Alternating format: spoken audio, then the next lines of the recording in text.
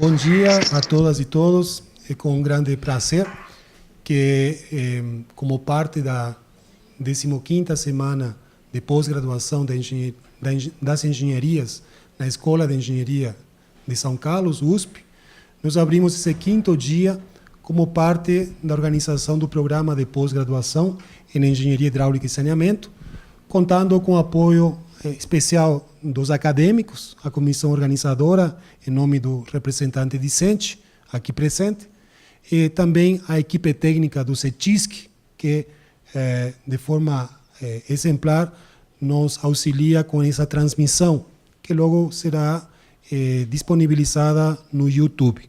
Peço desculpas a todos e todas pela minha voz.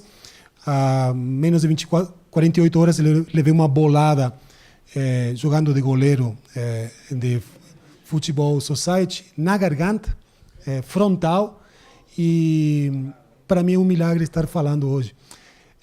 Nós temos essa mesa redonda, Ciência para Brumadinho, que é uma característica do programa de conversar com a sociedade, tanto a academia, a pesquisa, e como também a transformação, as cadeias produtivas, os engenheiros que trabalham aqui. Então, essa mesa redonda inicia, estou abrindo, e eu queria apresentar a professora Vânia, a professora doutora Vânia, professora adjunta da Universidade Federal de Fluminense, aqui presente, quem vai abrir a nossa mesa, o professor Flávio Orita, da Universidade Federal do ABC, e o doutorando Rafael Pinheiro, que também os três estão por Skype.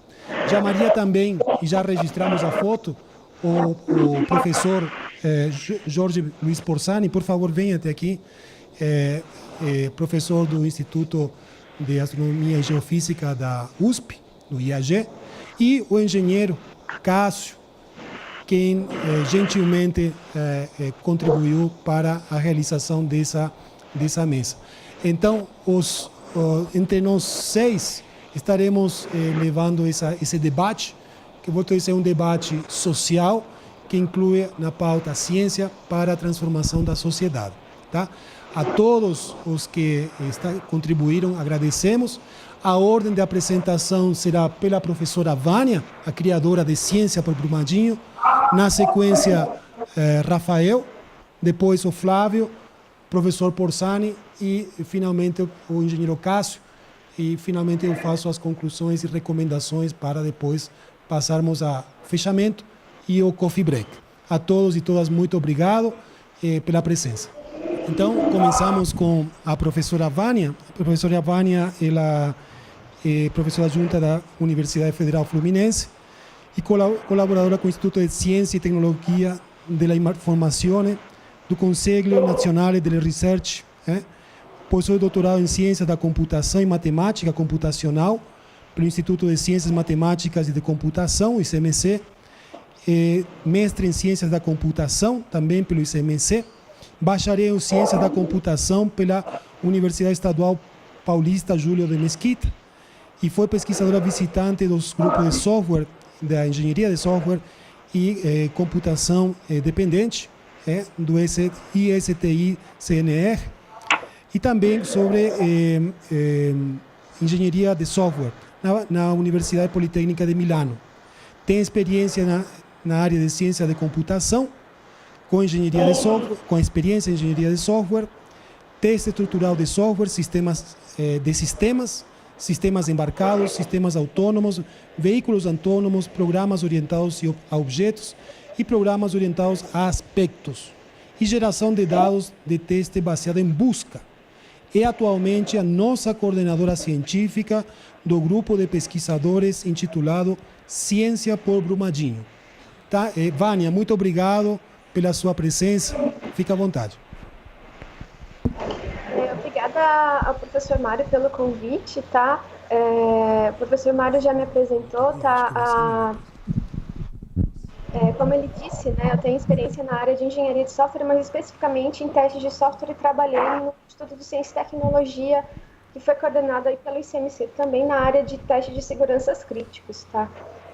Eu acho que Eu vi, né, acho que essa história da rede eu fui envolvida mais ou menos por... Eu costumo dizer que eu caí de paraquedas, né? Quando eu vi o acidente na TV, lá de Brumadinho, uma coisa que me intrigou muito foi aquela questão da sirene, né? Por que a sirene não tocou? E é exatamente o que eu venho trabalhando ultimamente, né? No teste de como esses sistemas que se conectam uns aos outros, né? Poderiam falhar assim, a evitar que essa falha acontecesse, né? Então essa foi a minha motivação inicial para entender o que tinha acontecido. Eu fiquei sabendo de alguns grupos de startups, né, que aí eu acho que depois o Rafael vai poder comentar melhor, que esses grupos de startups estavam se organizando para desenvolver algumas tecnologias para Brumadinho. Por essa motivação e além disso de poder tentar contribuir, né, eu iniciei a participar desses grupos aí. Esse grupo inicialmente tinha um contato aí com a Vale. A ideia é que a Vale passasse as demandas para esse grupo. No entanto, não sei, diziam lá que estava um caos e tinha muita gente, assim, a gente tinha o grupo, assim, inicialmente explodiu muito, tinha várias pessoas, chegou até quase 300 pessoas para o desenvolvimento, né? A gente conseguiu montar esse grupo de voluntários, mas que estava dependendo das demandas da Vale, e a Vale não passava para a gente. Uma das coisas o que a gente sabia inicialmente é que a gente precisava de um algoritmo para predizer a localização dos corpos, né? Que tinha, como vocês sabem, foram várias pessoas que a ideia, na verdade, não era nem a localização dos corpos, mas de pessoas, porque foi bem logo no início. Esse grupo foi criado, o acidente foi na sexta, o grupo foi criado no sábado, onde poderiam estar as possíveis vítimas. A Vale não passava mais detalhes para a gente, o grupo foi se formando, havia uma preocupação de todo o trabalho que a gente estava desenvolvendo ter perdido, então, de alguma maneira, quem coordenou os vários grupos de voluntários, que não era só da área de ciência e tecnologia, pediu para que eu liderasse esse grupo de ciência e tecnologia. A UFJF, na época que eu era professora da UFJF, eu mudei recentemente para a UF, estava também com um programa para ajuda de Brumadinho, e eu acabei tomando conta, liderando essa parte de tecnologia. Como a Vale não estava passando as informações, eu tinha um grupo muito grande, esse grupo ficou responsável, então, por tentar desenvolver todo tipo de soluções tecnológicas que pudessem vir não só da Vale, mas de instituições públicas, privadas, órgãos, instituições não governamentais ou não. Nesse sentido, eu acabei tentando entrar em contato com o pessoal do Corpo de Bombeiros, para que passasse essas informações corretamente para a gente. Na primeira conversa, o que eu senti é que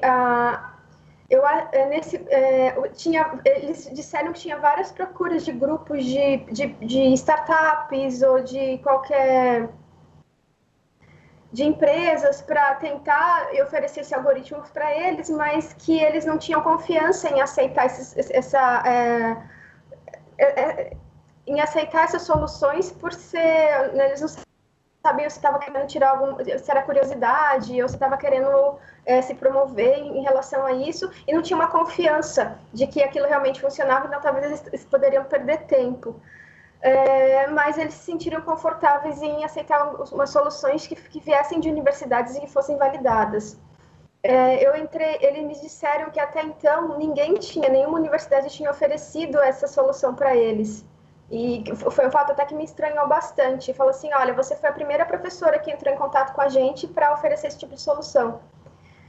Foi aí, então, que eu decidi mandar e-mails, né? Eu comecei a enviar e-mails para listas de discussão aqui, de computação, para tentar formar esse grupo de como que a gente pode tentar predizer a localização de corpos.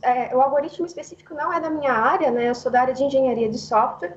Eu costumo dizer que a minha área, na verdade, seria a prevenção, não o pós-tragédia, né? E eu fui mandando, falei assim, gente, tem esse problema, como que nós podemos resolver? Foi aí, então, que eu consegui contato também com um voluntário do Ministério de Ciência e Tecnologia. Alguns colegas foram me ajudando, falaram, olha, quais as áreas específicas que poderiam tentar resolver esse problema. Nós fomos contatando essas pessoas e o grupo foi formado. Apesar do grupo ter sido formado, um dos pontos problemáticos que a gente precisava são os dados para validação. A partir disso, então, eu fui tentar entrar em contato com pessoas responsáveis também. Aí eu consegui o contato com o Denilson, que é procurador do Ministério Público, e agora a gente está com uma rede de pesquisadores, né, do Corpo de Bombeiros e do pessoal da Segurança Pública de Minas Gerais, os promotores lá de Brumadinho, que está conseguindo enviar essas informações para a gente. Então, é mais ou menos um resumo de como que esse grupo foi formado. Muito obrigado aí pela introdução. Nós vamos dar sequência aos outros apresentadores, e, obviamente, teremos um momento, uma síntese. Por favor, convido para vocês continuar acompanhando e passaríamos, então, para Flávio, professor Flávio Orita, da Federal do ABC. Obrigado. Então, só convidando aqui, a gente gostaria de convidar o professor Flávio para a fala agora. O professor Flávio, ele é professor adjunto do Centro de Matemática, Computação e Cognição da Universidade Federal do ABC. Ele é doutor em Ciência da Computação e Matemática Computacional pelo Instituto de Computação e Matemática Computacional, o ICMC, aqui da USP.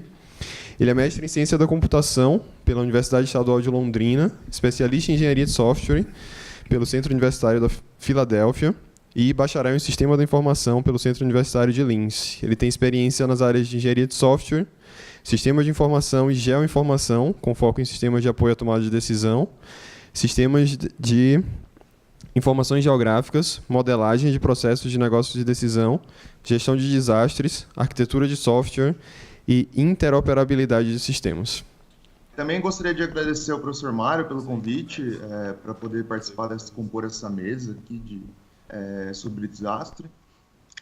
Como o Bruno já comentou, eu tenho trabalhado com essa área de desastre desde o meu doutorado, então desde 2012 eu tenho trabalhado um pouco com essa área, principalmente com processos de tomada de decisão e também com a questão de compartilhamento de dados de voluntários, né? Então, como a gente coleta esses dados de voluntários, de fontes heterogêneas, para poder fazer uso delas na tomada de decisão, tá? Eu vou um pouco tangencial com o que a Vânia falou, né? Eu queria só pontuar algumas coisas com relação... não vou falar tanto sobre o uso do dado, mas vou falar um pouco mais das abordagens que a gente tem estudado durante o doutorado, né? E das pesquisas que a gente tem feito aqui, tá? Então, além da introdução que o Bruno comentou, eu doutorado na USP, aí, no ICMC, a gente passou um tempo no CEMADEM, lá em São José dos Campos. Trabalhei também na Climatempo, em São José dos Campos também, mexendo com a parte de modelagem meteorológica, utilizando dados colaborativos, por exemplo, de Waze, de dados do Google mesmo, para poder fazer a previsão de pontos de alagamento, para também fazer a previsão de áreas vulneráveis onde as pessoas não poderiam ir. E daí o que me chama mais atenção em tudo isso, né, o que tem me chamado mais atenção em todas essas questões, é principalmente a forma com que o dado ele é incorporado no processo de tomada de decisão das instituições de emergência, tá? Isso é um ponto bem interessante, porque a gente fala muito de geração de dados, né? Criam-se aplicativos, a CPRM tem um aplicativo, o Serviço Geológico Brasileiro, a Climatempo tem um aplicativo, o CEMADEM está fazendo um aplicativo, o CGE, o Centro de Gestão de Emergências de São Paulo, está fazendo um aplicativo, o Centro de Gestão de Emergências do ABC está fazendo um aplicativo. Então, são diversos aplicativos sendo criados para coletar dados da população, sem um completo entendimento de como que esses dados vão entrar no processo de tomada de decisão, tá? Não só a entrada dos dados no processo de tomada de decisão, mas como os modelos que estão sendo criados, eles podem apoiar e oferecer melhores dados para a tomada de decisão, tá? Então, essa é uma questão muito interessante, que eu trabalhei também no meu estágio sanduíche na Alemanha. Então, tendo essa visão mais top-down, de você fazer a modelagem do processo de negócio, tá? Entender quais são as atividades que essas empresas, as agências, elas utilizam e elas seguem, e como que esses dados podem entrar ali dentro, tá? Então, basicamente, a gente fala de dados que vêm já comentei, dados que vêm de plataformas colaborativas. Muitos estudos estão sendo conduzidos na área de mídias sociais. Então, utilizar dados de Twitter, utilizar dados de Instagram, acabei de falar do Waze, como que a população ela compartilha esse dado para apoiar a tomada de decisão. Então, muitas pesquisas vão nessas vertentes, né? A Vânia acabou de comentar a questão de dados modelos para poder fazer a previsão da mobilidade de corpos, né? Então, essa é uma outra linha, já utilizando talvez dados colaborativos, né? Dados que já existiam da região em termos de IBGE, censo e etc.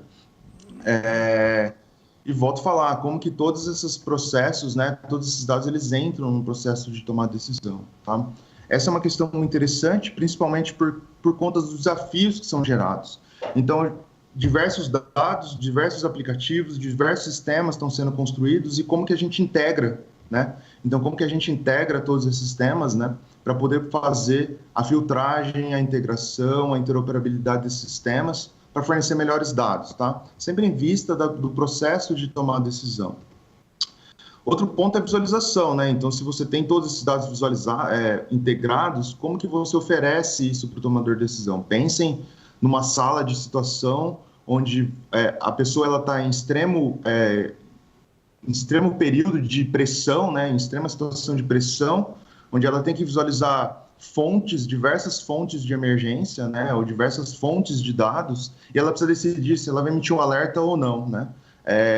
Muitas vezes o alerta ele pode ser alto ou muito alto. Não sei se vocês viram na região metropolitana de São Paulo, no domingo e na segunda houve alagamentos aqui no ABC. Eu moro em São Caetano, e daí houveram diversas casas que foram atingidas. E muitas vezes, se você emite um alerta muito alto e não acontece nada, entra naquela síndrome de cry wolf, né? Se você emite um alerta, as pessoas veem que não acontece nada, muitas vezes elas começam a perceber que podem negligenciar o alerta quando ele é emitido, tá? Então, assim, você está numa situação de emergência, você tem diversas fontes, como que você utiliza essas fontes para poder apoiar a tomada de decisão? E uma tomada de decisão assertiva, esse é um grande ponto também, né? Geralmente, o que a gente tem percebido, né, a partir das pesquisas que estão sendo feitas, é que dependendo se a informação ela não é fornecida da maneira correta para o tomador de decisão, ela se torna inútil, tá? Então, ele tende a utilizar, ele tende a buscar mais informações sobre o evento, principalmente porque as informações que foram fornecidas elas não atendem as necessidades naquele determinado momento, tá? Um outro ponto interessante que eu acho importante comentar é que os cidadãos, eles não sabem que tipo de dados eles podem fornecer, tá? Então, assim, esses aplicativos ajudam nisso, são importantes, mas precisaria se entender como que esses cidadãos eles podem fornecer dados dentro desses aplicativos. Então, estudos podem ser desenvolvidos, ou são desenvolvidos nessa área. A gente teve uma videoconferência, eu, a Vânia, o Mário e acho que o Denilson também participou, e aí entram também questões legais e também questões mais, vamos dizer, de desinformação, tá? Principalmente porque a população, ela tende, dependendo do nível da população, da situação, ela tende a superestimar ou superdizer, né, as coisas que aconteceram na região. Isso pode dificultar o processo de tomada de decisão. Por exemplo, ela diz que a casa dela destruiu, mas na verdade ela, sei lá, uma parede rachou, enquanto que outras pessoas poderiam dizer que a casa dele teve uma rachadura, mas não, sei lá, não perdeu o teto, entendeu? Então, esse tipo de qualidade de informação precisa ser tratada de uma maneira muito importante. E, por fim, existem as questões éticas, né? Então, como que essa informação ela vai ser compartilhada, quem vai compartilhar isso, como que isso vai acontecer, são outros pontos muito importantes, tá? Eu queria só encerrar dizendo que muita gente, volto a dizer, sendo bem prolixo, que muitos aplicativos estão desenvolvidos, muitos modelos estão sendo desenvolvidos, mas é mais importante, pelas pesquisas que a gente tem feito, tentar entender como isso encaixa dentro do processo de tomar decisão, tá? Então, esse é um ponto bem importante e motivaria muitas pesquisas, principalmente, né, no desenvolvimento desses modelos, tá? Então, criar modelos para fornecer informações que não são utilizadas pelos tomadores de decisão, ou até mesmo criar formas de visualização que não são facilmente interpretadas pelos tomadores de decisão, isso acaba gerando muita perda de tempo no processamento, tá? E dificulta o processo de tomar decisão mais lerda, a gente sabe que pode fazer com que os danos sejam muito maiores, tá? Bom, é isso. Gostaria de agradecer novamente e passo a palavra para a mesa. Obrigado. Obrigado, Flávio, pelas suas complementações. A gente, então, passa agora para Rafael Pinheiro, tá? Que vai ser apresentado aí pelo Bruno. O Rafael Pinheiro, ele é mestre em Matemática Aplicada e Computacional aqui pelo Instituto de Matemática... Aqui não, lá em São Paulo, Instituto de Matemática e Estatística da Universidade de São Paulo. E ele é doutorando também do Instituto de Matemática e Estatística da Universidade de São Paulo. Bom dia a todos. Bom dia aos que estão aí no Skype também, né? Eu agradeço, né, o Mário por esse trabalho, por essa iniciativa. A professora Vânia também, que tem aí se dedicado bastante nessa empreitada desde o início, né? E só complementando, né? Hoje eu faço doutorado em Engenharia de Sistemas na Poli, né? Então, eu passei então para a Poli, né? E, enfim, eu sou professor aqui na Universidade 9 de Julho, leciono as disciplinas de aerodinâmica, cálculo, equações diferenciais, né? Então essas são as minhas principais áreas. E eu tenho trabalhado um pouco na parte de modelagem, né, computacional e simulações, devido à minha formação em matemática aplicada. Bom, eu entrei nesse projeto, né, por meio de uma solicitação do meu orientador, né, tendo em vista que ele sabia que eu já mexia um pouco com a parte de modelagem matemática, computacional, a pedido de uma startup, a Beermind, né? Então eu comecei a fazer, eles criaram uma plataforma na internet, né? Uma plataforma que dava um mapa ali do local, e a ideia deles era, a partir de uma posição inicial, se obter uma posição final estimada de alguma vítima, né? Ou algo que esteja procurando. Com isso, eles precisavam aí de um motor aí de cálculo, né? Então foi onde houve esse contato com o meu orientador, ele me chamou, né? Após isso, tive uma conversa com o procurador, o Denilson, justamente por conta do que a professora Vânia comentou, a dificuldade em obtermos dados para validação, né? E logo na sequência eu já passei a fazer parte também com a Vânia, né, e os demais pesquisadores do grupo Ciência por Brumadinho.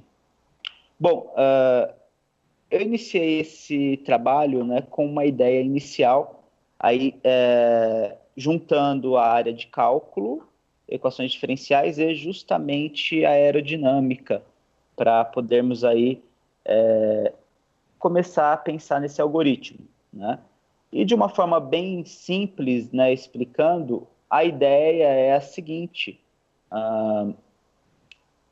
o rejeito, quando ele estava correndo, né, quando houve a tragédia, o rejeito ele obedece um fluxo, né, e a partir do momento que ele atinge um objeto ou atinge uma pessoa, vai ser exercida uma força de arrasto nessa pessoa, né, ou em determinado objeto.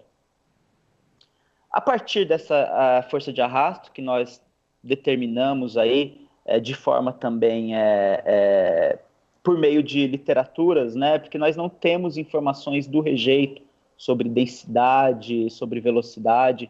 Então, isso tudo foi com base em estudos já realizados, estimativas, né?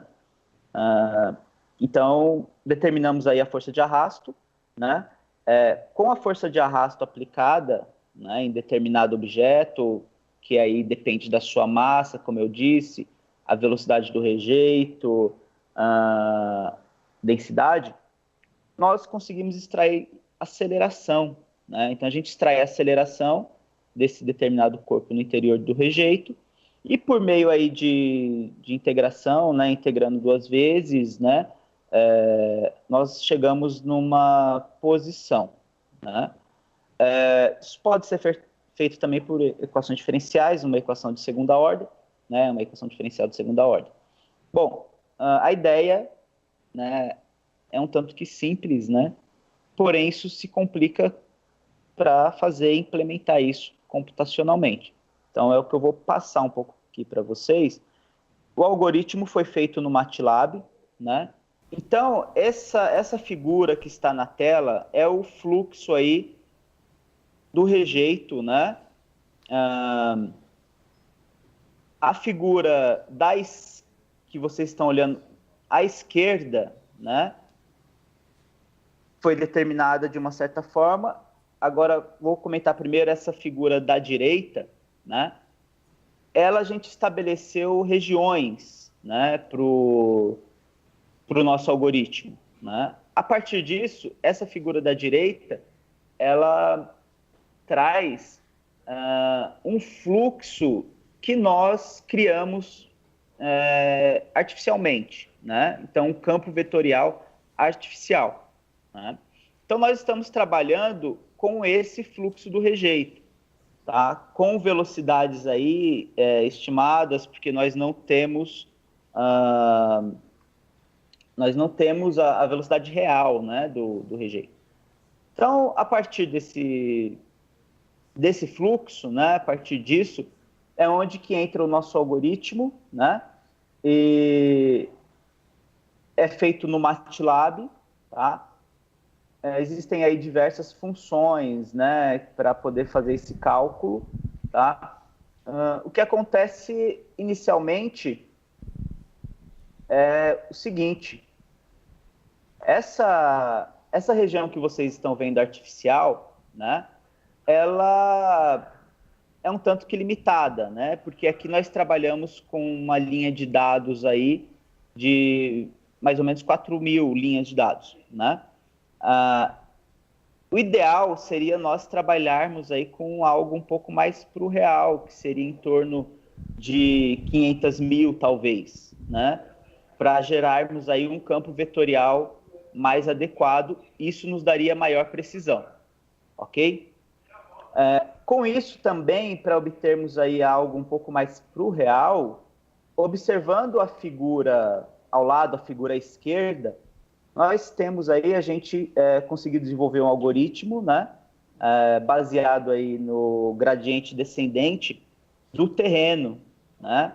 Então, a partir do modelo digital do terreno, né, que nós conseguimos também em determinado instituto, nós usamos esse modelo, né? Então, olhando essa figura da esquerda, aí nós temos o quê? Nós temos o fluxo, no caso aí da elevação do terreno, né? E a ideia futura do nosso trabalho é o quê? É juntar, né, tanto o nosso modelo artificial com esse fluxo, obtendo uma resultante, tá? Então, isso é o que nós vamos fazer posteriormente, né? Então, o que vocês estão vendo ali, ID 63, consegue visualizar? Sim. Então, isso, da tragédia, né? Está anonimizada, né? E o trabalho justamente que a Procuradoria tem feito é passar esses dados para nós. A posição inicial real dessa vítima, onde ela estava no determinado momento em que o rejeito atingiu, e a posição final, onde essa vítima foi encontrada depois no mapa, ok? Bom, temos aí uma relação de diversas vítimas, né? E com isso, né, a partir dessa vítima, eu fiz uma validação do algoritmo. Se vocês observarem, né, fiz uma validação, ok? Onde chegamos aqui, o algoritmo nos dá uma posição final, que por meio dessa validação ela bate, né, justamente com a posição final da vítima, né, se vocês observarem, né? Contanto, esse foi, né, a vítima usada aí para validação e para ajuste, né? Por isso que ficou bem em cima, né? Aí depois, passando disso, vamos fazer aí as validações com outras vítimas.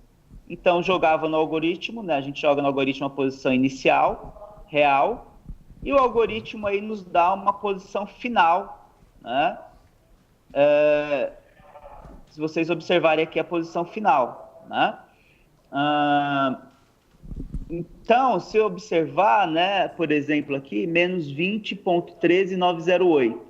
Temos aqui, para a latitude, pelo algoritmo, menos 20,1394. Né? Então, há um erro nisso. Né? Isso é claro. Tá? Por exemplo, a gente pode pegar um determinado ponto aqui, né, e jogar no... Essa tela também, esse material foi fornecido pelo Ministério, né? Então aqui você toda atingida aí, né, pelo rejeito, faz essa figura, né, que vocês estão vendo em vermelho, certo? Então com isso, né, nesse exemplo, se vocês observarem nesse exemplo, né, aqui está, né? Aqui está o ponto, né? Esse ponto em vermelho é justamente a posição final daquela vítima dada pelo algoritmo, né? E a mãozinha aí que vocês estão vendo, né, do mouse, seria a posição real, né? Então, no caso, né, partindo desse algoritmo inicial que a gente usou, a gente consegue verificar aí uma média de um erro de 20 metros, né? No entanto, né, a gente estamos trabalhando também em conjunto com a federal, ou melhor, a estadual de Natal, com o professor Harold, e ele está desenvolvendo, né, um algoritmo híbrido, né, onde utilizaremos aí a inteligência artificial junto com o nosso modelo matemático, né, que é o modelo físico-matemático, tá? E isso nós conseguimos melhorar, né, passando a construir um campo vetorial um pouco, né, com mais dados. É o que eu falei com vocês, esse tem em torno de 4.000 linhas de informações. A partir do momento que nós tivermos aí, por exemplo, 10.000, 20.000, 100.000, essa estimativa, né, esse erro, ele vai diminuindo, que eu apresentei. E por fim, né, a gente estabeleceu aí também, foi o primeiro resultado que eu passei, né, no grupo, foi essas possíveis localizações para as pessoas que estavam no refeitório, né? Então, se vocês observarem, né, temos aí a posição inicial, né? Temos aqui a posição inicial, e com isso, né, o algoritmo nos dá aí diversas posições possíveis, né, onde pode ser encontrado vítimas essas que estavam no refeitório. Esse foi o primeiro resultado que nós passamos, e agora nós estamos trabalhando em melhorar a precisão do nosso algoritmo, né, e justamente utilizando mais dados, né, que é onde entra a necessidade de um poder computacional mais elevado, né, onde a professora Vânia já tem conseguido parcerias, né, a Oráculo, né, que já entrou também. Então, com isso, vai nos possibilitar aí, aprofundar um pouco mais nesse trabalho e obter melhores resultados, né? Isso, nosso maior objetivo é tentar aí amenizar um pouco o sofrimento, né, daquela população que perderam muitas pessoas. Ok? Eu agradeço. Obrigado, Rafael, aí pela sua introdução na sequência. Eu queria também agradecer a professora Vânia, ao professor Flávio, que eles estão com outro compromisso para agora nas suas respectivas instituições e vão ter que sair dessa mesa redonda. Agradecendo a Vânia e a Flávio, nós continuamos em contato e, obviamente, Vânia é a recipiente e administradora de Ciência por Brumadinho. Então, as pessoas que queiram participar contribuindo, e não somente de curiosos, contribuindo com algum material, com alguma informação, Vânia é nossa representante nacional e ela atua também como representante científica no Ministério Público de Minas Gerais e é a que escalou os vários grupos, vários subgrupos que trabalham conforme a afinidade temática, entre eles o Flávio e eu trabalhamos em diferentes grupos, às vezes comuns, às vezes não. Com Rafael também. Obrigado, Vânia, obrigado, Flávio, por sua participação.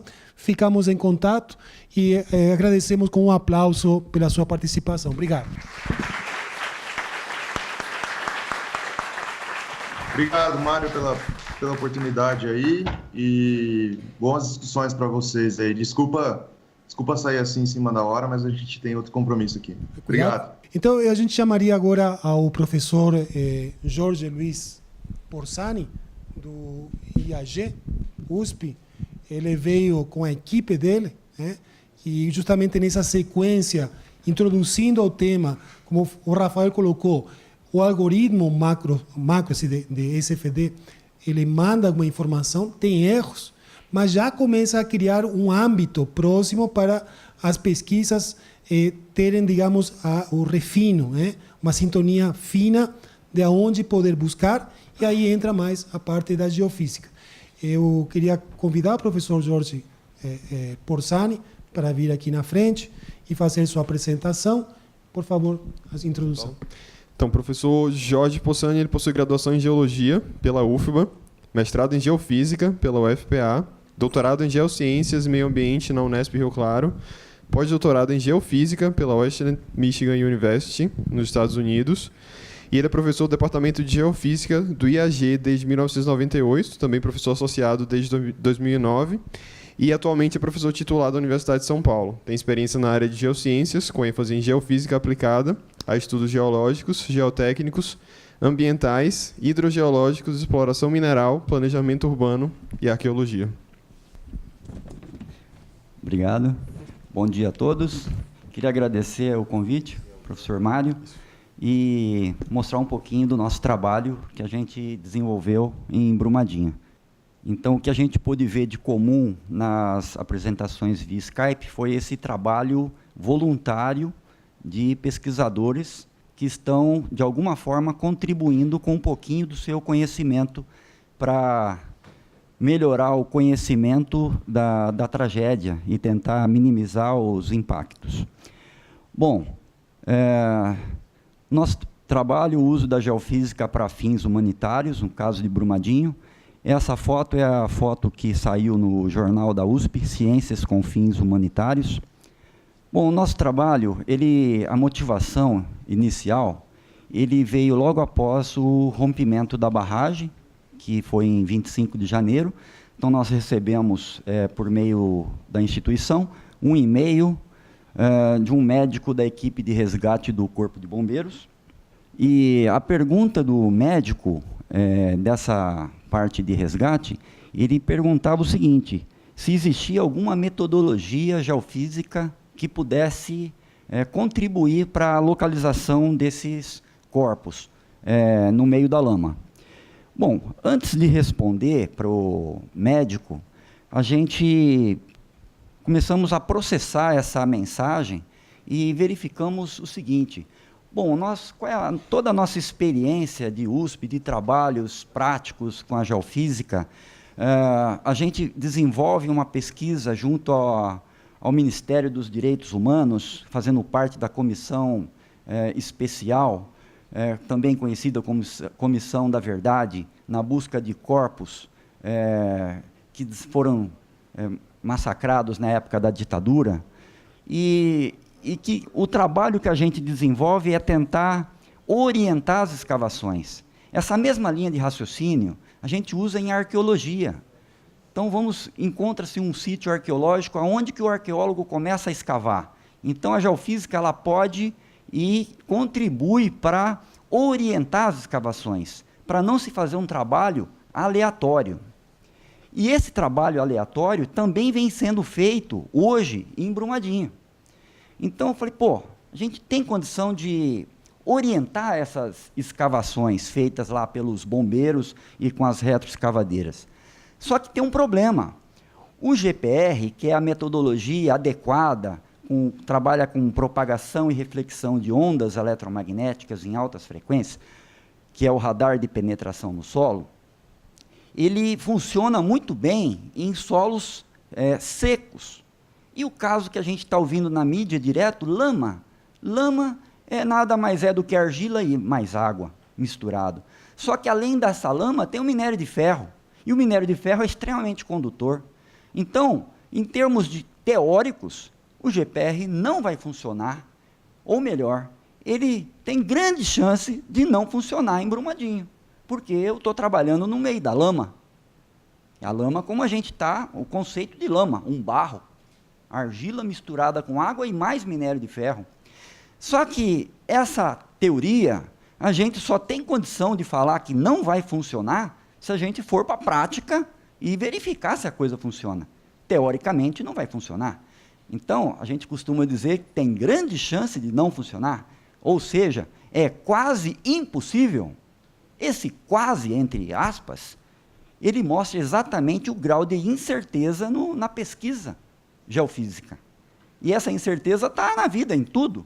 Tudo tem uma margem de erro. Que hora que a gente vai se encontrar para ir para o bar? 4 horas. 4 mais ou menos 10, 15 minutos. Se for no Brasil, é mais ou menos 2 horas. Então, a barra de erro é enorme. Se for na Europa, nos Estados Unidos, a barra de erro é mínima. 8 horas da noite, 8 horas em ponto, os colegas estão lá presentes. E aqui em Brumadinho, a barra de erro é enorme. Então, a nossa incerteza aqui era muito grande. E aí, a gente tenta, então, contribuir com esse trabalho, indo para campo. Então, nós fizemos uma reunião com o diretor do IAG, expomos o nosso problema, respondemos para a equipe do Corpo de Bombeiro, a equipe médica, dizendo que, tecnicamente, teoricamente, não iria funcionar a metodologia em Brumadinho. Só que tem o lado humanitário. Como que eu vou responder? Quem sou eu para responder se a coisa vai funcionar ou não, sem eu ter ido a campo? Então, nós convencemos a diretoria do IAG, que aí subiu as etapas superiores, foi lá para a reitoria, e a gente recebeu, então, apoio da diretoria do IAG, da reitoria da USP, e aí mantivemos contatos com o Corpo de Bombeiro de São Paulo e com o Corpo de Bombeiro de Minas Gerais, para poder ir para a região de Brumadinho e receber o apoio logístico do Corpo de Bombeiro. Porque, como a Vânia colocou no início, tinha muita gente como voluntário. Tinha voluntário do Brasil inteiro. Todo mundo querendo contribuir, mas não sabe como. As pessoas têm muito curioso, querendo ir lá só para se aparecer. Então, quem que estava organizando isso era o Corpo de Bombeiro. Então, não é qualquer um que chega lá e consegue entrar. Como foi falado também, acho que pela Vânia, o Corpo de Bombeiro, ele era muito receoso de receber os voluntários. Então, quando vinha uma equipe de voluntário de uma universidade, pública ou privada, eles recebiam de braços abertos, sabendo que, olha, esse pessoal está aqui porque eles estão a fim de contribuir mesmo. Então, nós fomos para a área, com esse apoio de todo mundo, e o objetivo foi verificar, então, a aplicabilidade do método GPR nessa condição de lama misturada ao minério de ferro, visando orientar as buscas por corpos.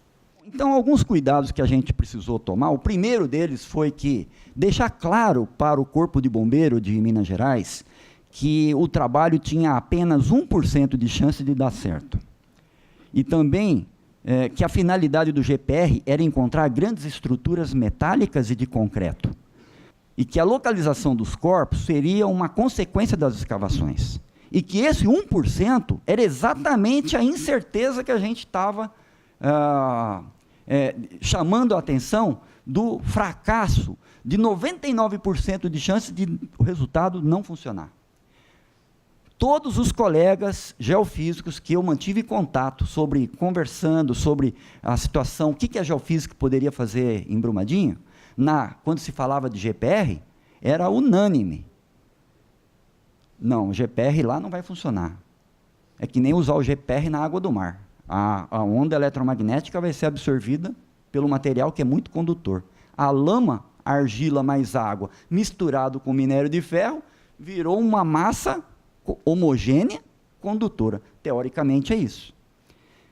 Mas a gente não tinha essa comprovação de que a lama não era lama. A lama era lama no rio, na parte do vale, lá no rio Brumadinho, perto do rio Paraupeba. Ali é lama mesmo, que a gente vai mostrar algumas fotos na sequência. Mas perto a gente fez um sobrevoo, vou mostrar aqui um vídeo, e a gente identificou áreas secas. E nessas áreas secas, lama seca, a gente pôde caminhar. E aí você percebe que a lama não é lama. A lama é uma mistura, lama seca, com minério de ferro. O minério de ferro parecia areia de duna, só que era um minério moído preto, misturado na lama seca. E nesse processo de mistura, a lama virou um material poroso, onde nos poros tinha ar. Por isso que favorece a penetração. Ou seja, 99%, eu faço parte desse 1% que não desiste. Esse 1% que, não, eu vou lá para comprovar. Se não funcionar, eu venho embora. Se funcionar, eu vou ficar até o período do meu afastamento. Então, aí a USP deu esse maior destaque, saiu publicado no jornal, depois na televisão, chamando a atenção que a gente não deve simplesmente falar, não funciona. Porque é muito cômodo, a gente está no nosso ar-condicionado, na nossa sala, com o telefone, com tudo ao nosso dispor ali. Você vai sair dali, daquele conforto, para ir lá para Brumadinho, meter o pé na lama. Chegamos lá com apoio do Corpo de Bombeiro, uma das primeiras atividades nossa, foi passar pelo corpo médico, tomar um coquetel de antibiótico. Eu falei, já foi para o saco a nossa cerveja da noite, né? Mas lá não era motivo de diversão. Nem tínhamos ânimo e nem pique para sair para tomar cerveja, tinha que sair para comer. E aí tomamos um coquetel de antibiótico para a prevenção de leptospirose e depois passou uma receita que incluía a análise de todo tipo a tabela periódica completa na nossa receita. Eu acabei de fazer meus exames, não deu nada, alguns resultados não saíram, os meus colegas aqui ainda não fizeram, vai ter que procurar outro médico, porque aquela guia já foi para o saco, duração 30 dias. Bom, e aí a gente foi para o campo, fez o nosso trabalho, mostra esse link. Esse link é o do trabalho que foi publicado no jornal da USP. Quem não leu, eu recomendo ler. Um trabalho está bem enxuto, didático, tem até um áudio em que a gente explica, responde as questões.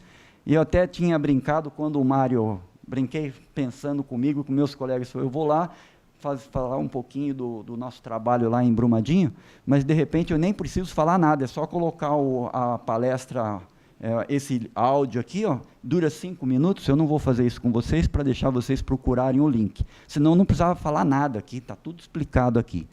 Tá? E aí, pode seguir em frente. A palestra, na verdade, é uma síntese do que está nesse artigo. Como que o GPR funcionou, pode para frente. Os resultados, eu vou mostrar resultados em termos de fotos, discutir os resultados obtidos do ponto de vista da geofísica, pode ir em frente, as novas ideias, que são as perspectivas futuras, e esses trabalhos humanitários na universidade. Pode seguir em frente, que depois eu vou mostrar esse essa área de novo. Depois que saiu publicado no jornal da USP, a TV Brasil procurou a gente para fazer uma entrevista, e eu achei interessante, essa aí eu vou colocar, nesse link.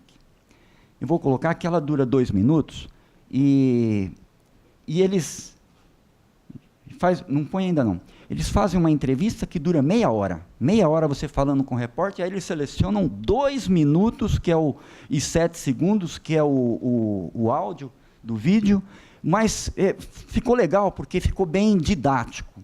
Você vai conhecer agora uma tecnologia norte-americana usada pela Universidade de São Paulo para localizar objetos enterrados no solo. O radar foi usado pela primeira vez para fins humanitários em Brumadinho, lá em Minas Gerais.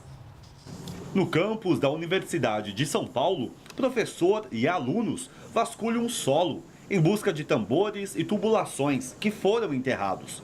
No visor, as ondas indicam o local exato dos objetos, inclusive a profundidade. Então, essas ondas são em altas frequências, e essa frequência é determinada pela antena usada no equipamento. E nessas condições aqui da USP, da cidade universitária, o material é bastante argiloso, então a penetração aqui ela fica comprometida, ela pode chegar até 6 metros quando o material está seco, e no caso de hoje, que está bastante úmido devido às chuvas, então ela vai chegar em torno de 4 metros de profundidade. O radar de solo não é uma novidade. É usado na busca por minérios, pedras preciosas, tubulações ou em sítios arqueológicos, por exemplo. Mas é a primeira vez que este, da USP, foi levado a uma região de desastre para fins humanitários. A equipe passou 5 dias em Brumadinho. O objetivo lá era localizar equipamentos metálicos de grande porte, como veículos cobertos pela lama. O radar foi usado para investigar o solo a uma profundidade de até 4 metros. A esperança dos pesquisadores da USP era que, junto com os objetos metálicos, fossem encontrados corpos das vítimas da tragédia, o que não aconteceu.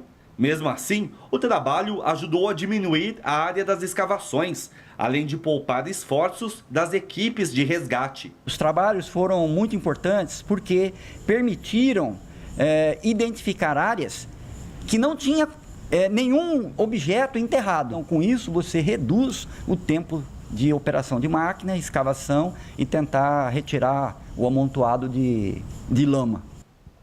Quer dizer, foi 2 minutos, pode mudar, mostrando que, de forma didática, como que o GPR funciona, que são 2 antenas dentro daquela caixa laranja, uma antena transmissora, uma antena receptora de ondas eletromagnéticas em altas frequências, varia de... frequência igual a do celular, da ordem de megahertz até gigahertz, e essa onda eletromagnética viaja para dentro da Terra, se encontrar um alvo, ela reflete e vai dar uma anomalia naquele formato hiperbólico. Então, para os bombeiros, a gente não vai falar que vai encontrar corpos, porque não vai encontrar corpos. Os corpos são consequência da escavação. Da mesma forma que em arqueologia, o GPR não vai encontrar uma ponta de lança desse tamanho. O que se encontra? Encontra uma anomalia, uma região que foge do background, é uma região que chama a atenção, como aquelas hipérboles que apareceu na tela do computador, e aí sim, você indica aquela região para escavação. Aí o arqueólogo vai escavando, e ele na peneira, vai peneirando, e aí passa areia, passa sujeira, vai tirando, aí sobra uma ponta de lança. Então ele encontrou a ponta de lança com o apoio da geofísica que orientou a escavação. Imagina a escavação de 1 metro por 1 metro quadrado no tamanho dessa sala. Quanto tempo o arqueólogo não vai levar para escavar esse pedaço aqui? E você orientando, falar, não é em todo lugar que você vai escavar. Essa é a filosofia de usar a geofísica no caso de Brumadinho, no caso da Comissão de Mortos e Desaparecidos Políticos, da época da ditadura, que era a mesma filosofia. Então, imagine com a geofísica a gente encontrar, como foi falado, relatado para a gente, tem ônibus com pessoas dentro, van, carros. E vou mostrar agora um vídeo que a gente filmou no sobrevoo. Imagine encontrar um ônibus com a geofísica. Aí o cara vai e escava o ônibus. Dentro do ônibus tem lá 7 vítimas. Então, a geofísica ajudou a encontrar 7 vidas. 7 vítimas. Então, essa que é a filosofia. Eu vou colocar esse vídeo, e ao mesmo tempo que vai estar passando o vídeo, o barulho é do helicóptero. A ideia do vídeo foi o seguinte: antes da gente começar os trabalhos na área, nós precisávamos saber como era a condição logística para se fazer o levantamento geofísico. Geofísica terrestre, então o cara tem que andar rebocando os equipamentos.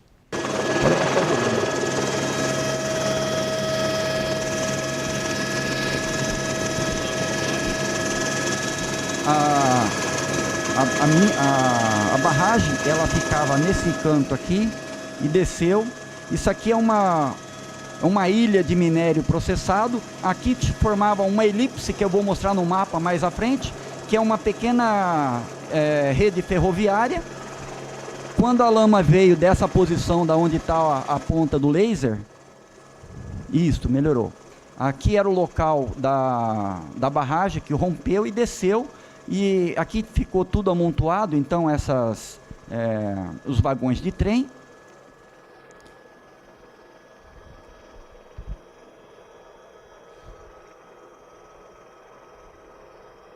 Aqui é uma locomotiva, isso aqui é uma locomotiva enterrada.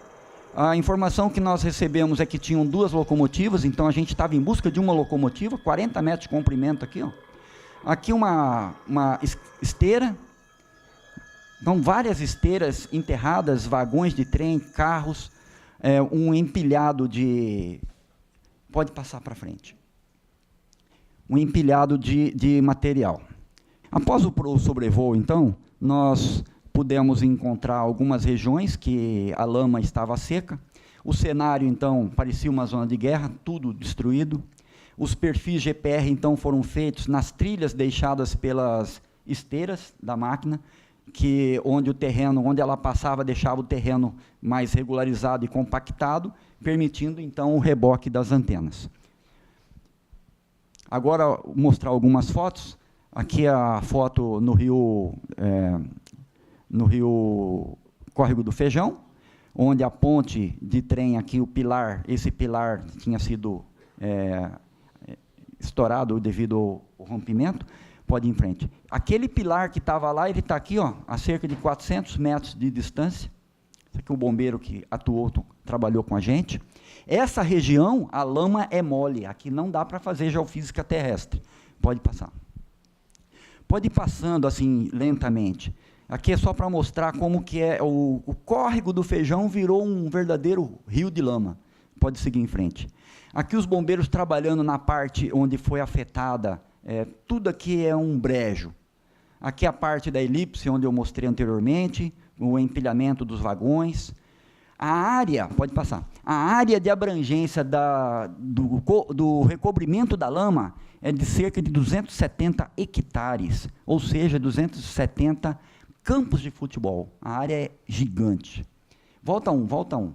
Aqui está a locomotiva com vagão, e vai saber onde que foi parar a outra locomotiva. Então, os locais que a gente conseguiu fazer o trabalho era exatamente usando essa trilha da retro. Então, a gente fazia um perfil indo e voltava. Aonde tinha essas trilhas, a gente conseguia andar. Aonde não tinha trilha, não dava para fazer geofísica terrestre. Pode passar. Aqui esse aqui está perto do... Volta um. Ó, essa esteira aqui, pode ir em frente. Essa esteira, aqui tem uma pessoa, talvez seja o Felipe aqui. Aquela caminhonete que a gente vê no vídeo, está bem aqui do lado, fora da foto. A história que contaram para a gente, que está na mídia, que o cara aqui da caminhonete sobreviveu e veio socorrer o cidadão que estava aqui preso na lama.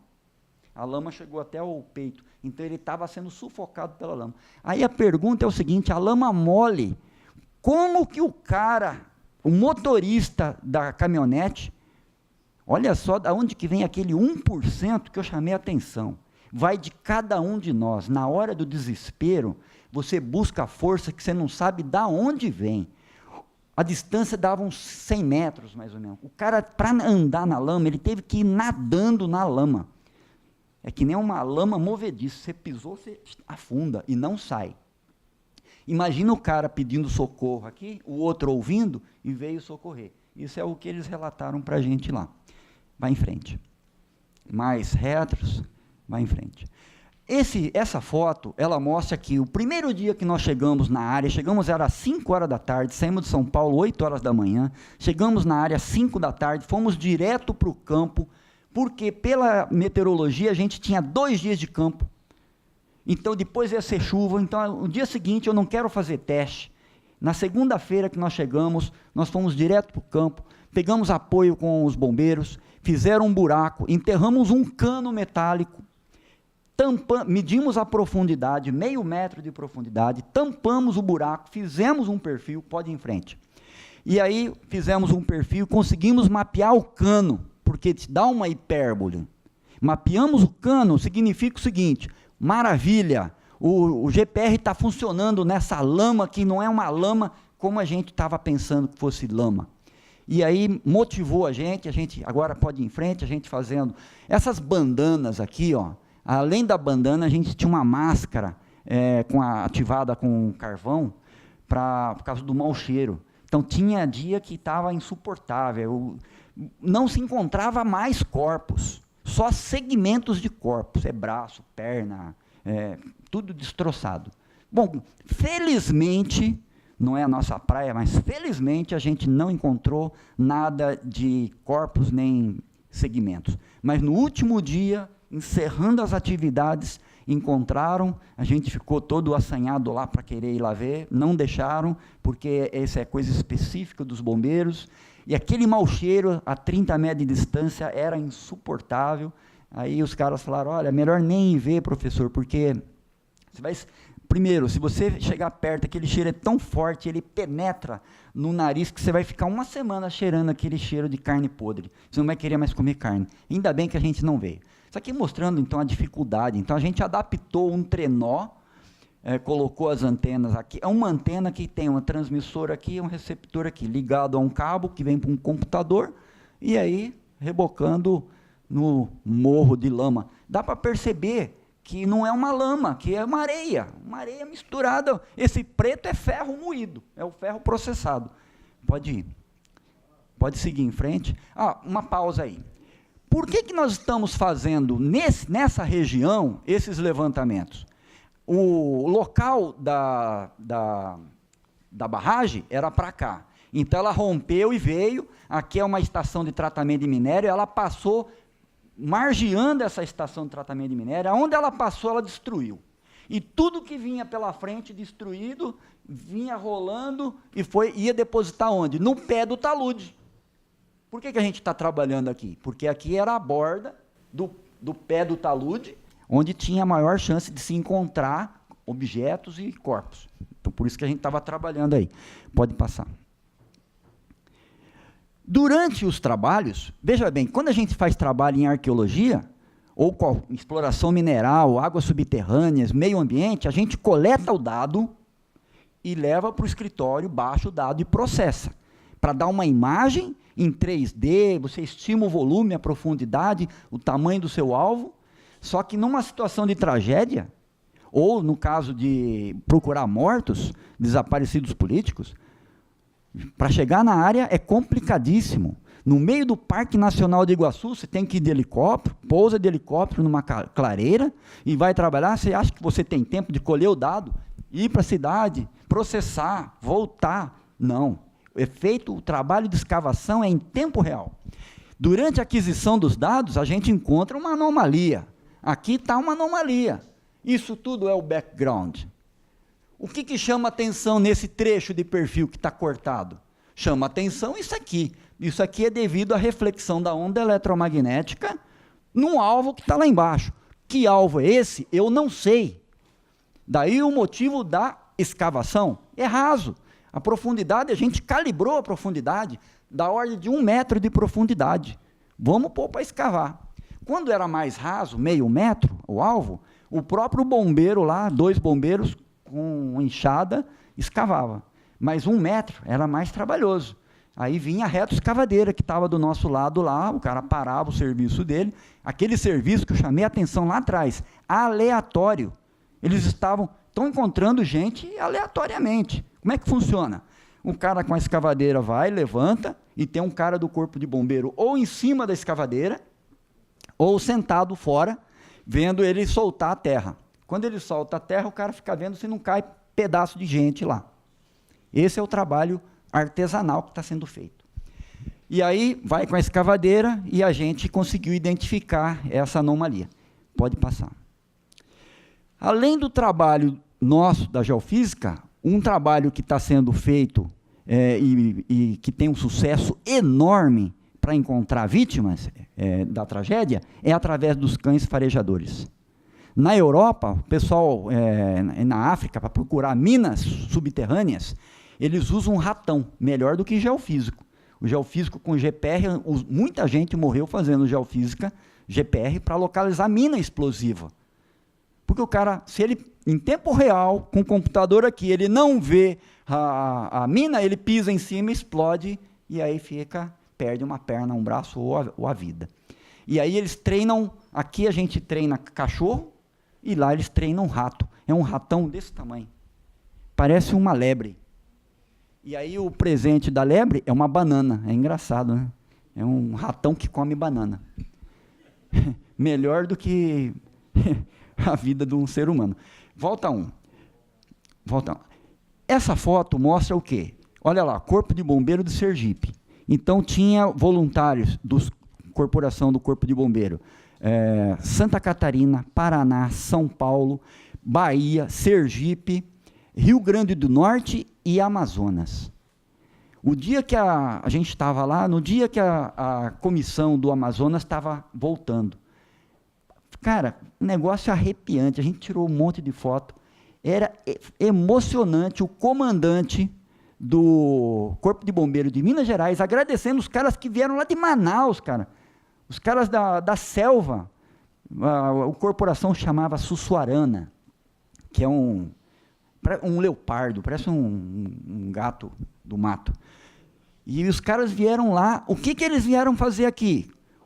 Doar um pouquinho da vida deles, do trabalho deles, para ajudar. Porque é um trabalho insano, 270 hectares, para escavar tudo aquilo manualmente. Porra, tem agora não atualizado, deve ter uns 130 corpos ainda para serem encontrados. Cara, uma coisa de louco. Escavar isso tudo manualmente. E quando o cachorro, eles faziam um buraco, da ordem de 2 polegadas, 5 centímetros, com tipo um trado, e aí 2 metros de profundidade, aí colocava o cachorro para cheirar o buraquinho. Se tivesse resto de carne ali, de ser humano, eles iriam sentir, e aí a reação dele é balançar o rabo, fica todo feliz. Aí pronto, aquela área, eles tiram a coordenada, e aí essa coordenada é passada para vir para a escavação, depois com a retro. E esse era o agrado. Encontrou, ele vai dar um agrado. Normalmente se dá uma comida, só que lá era um lugar todo contaminado. Então, não se dava comida para não dar a comida e o cachorro comer e se contaminar. Então, esse era o agrado do cão. Pode passar. Essa é a área de trabalho. Dá para perceber aqui uma elipse, né? Aqui a elipse que faz isso aqui. Perdemos agora o laser. E a parte nordeste era onde a barragem rompeu e veio. Então, a barragem estava mais ou menos para cá, ela rompeu e veio, e aqui é a parte da locomotiva, a pequena malha ferroviária. A locomotiva enterrado estava por aqui. Os perfis, então, se concentraram na área 1, que é o pé do talude, e na área 2. Os perfis em amarelo são todos os perfis que nós fizemos, um total de 53 perfis GPR, que deu 3.700 metros de lineares em distância. Essa figura a gente mandou para um artigo, finalizamos um artigo desse trabalho, mandamos para uma revista. Os perfis em azul foram apresentados na revista. E aí, 2 resultados interessantes. Isso aqui é um resultado na área 1, tem essa baita anomalia, aí foi escavada, pode ir. E aí aqui a gente verificou que era uma concentração de minério de ferro. Então, o minério de ferro é extremamente refletor, ele reflete a onda eletromagnética. É um ferro puro. Então, localizar uma tubulação metálica no subsolo é facinho, porque a onda bate e volta 100% de reflexão. E aqui, no caso, era o ferro moído. Próximo. Aqui é aquela anomalia que eu mostrei, que a gente viu em tempo real, em 1 metro de profundidade, foi escavado, pode ir próximo. E aqui deu, no caso, a areia do filtro da barragem. Viajou cerca de 500 metros de onde estava a barragem e veio parar, acumulou aqui. Aqui nós vemos três regiões anômalas. Essas 3 regiões anômalas, o nosso procedimento em campo era, encontrava uma anomalia, pegava, marcava o ponto da anomalia, tirava a coordenada GPS e depois passava para o bombeiro. Essas 3 anomalias são dignas de serem escavadas, não foram escavadas, mas os bombeiros iriam escavar posteriormente, porque a retroescavadeira não estava perto, e para a retro chegar aqui era trabalhoso. Próximo. Então, isso aí ia ser para escavação posterior. Novamente, um perfil, a gente encontra aqui anomalias, olha, de reflexões, nós não sabemos o que é, mas passamos as coordenadas para o corpo de bombeiro. Esses resultados mostraram que o GPR funcionou em Brumadinho e que a gente não pode simplesmente dizer que não vai funcionar. Em termos de resultados práticos, a gente, num primeiro momento, ficamos assim decepcionados, porque queria de todo jeito encontrar um objeto metálico de grande porte, um carro enterrado, a locomotiva que a gente saiu procurando lá, um vagão enterrado. Não encontramos, porque se você não passar em cima do objeto, você dificilmente vai conseguir detectar o objeto. Mas em conversa com os coronéis lá, comandantes da operação logística, eles ficaram muito felizes com os nossos resultados. Isso aqui são palavras que a gente tirou das nossas reuniões. Embora não se tenha encontrado corpos nem equipamentos soterrados, os resultados serviram para eliminar áreas estudadas das futuras escavações, redirecionando as equipes de resgates e otimizando o processo de busca. Isso foi fundamental, porque aquela área que a gente passou, não encontrou nada, eles já liberam para a Vale levar o material todo contaminado embora. Para onde que eles estavam levando, a gente não sabe. E toda a operação de exploração mineral na região não parou nenhum minuto sequer, mesmo com a tragédia. O aprendizado, então, nós não podemos simplesmente dizer que a metodologia, seja ela qual for, não irá funcionar com base em conceitos teóricos, sem antes fazermos um teste prático em campo. Nós podemos contribuir com iniciativas e ações humanitárias, compartilhando um pouco do nosso conhecimento. Esse é um dos objetivos da universidade. Esse compartilhamento é o que foi mostrado nas 3 apresentações anteriormente, do Rafael, da Vânia e do Flávio. Exatamente, eles também têm o mesmo espírito da gente, de trabalhar de forma voluntária para fins humanitários. Próximo. Em termos de perspectivas futuras, nós sugerimos para o Corpo de Bombeiro de Minas Gerais e para a Vale fazer um mapeamento das áreas maiores com um sensor magnetométrico aéreo instalado em um drone, que não dá para andar em toda aquela área. Então, contrata equipes para voar com drone, que é um levantamento muito simples. Próximo. E uma vez, então, detectado os pontos anômalos, esses pontos anômalos detectados pelo drone, com magnetometria aérea, eles seriam mapeados em maior detalhe, então agora sim, com GPR e magnetometria terrestre. Claro, se tiver na lama mole, esquece, não dá para andar. Próximo. Bom, com estes procedimentos, reduzem-se os custos com as escavações aleatórias e aumentam-se as chances de se encontrar corpos nas proximidades desses objetos soterrados. É o exemplo que eu dei. Imagine encontrar uma van soterrada. Como é que você encontra a van soterrada?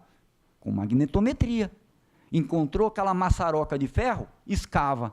E se tiver corpos dentro, você amenizou a dor de pelo menos uma família ou quem quer que seja que foi encontrado. Próximo. Bom, esse era o objetivo da apresentação, compartilhar um pouco da nossa experiência que nós tivemos lá em Brumadinho.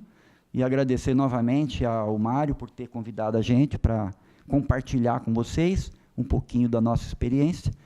Agradecer à USP, que patrocinou esse trabalho para a gente em Brumadinho, a USP e o IAG, e ao Corpo de Bombeiro de São Paulo e de Minas. E aqui uma foto, veja bem que a fisionomia das pessoas que trabalham lá não tem alegria. Em nenhum momento, trabalho que a gente faz é um trabalho gratificante, mas esse local, Brumadinho, não era um trabalho divertido. Não foi um trabalho divertido. Mas ele teve assim, um reconhecimento por parte dos órgãos administradores fora do normal. Estava falando com o Felipe ontem, que eu nunca, em mais de 20 anos de USP, eu nunca fiz um trabalho em tão curto espaço de tempo e que teve tanta repercussão quanto esse de Brumadinho.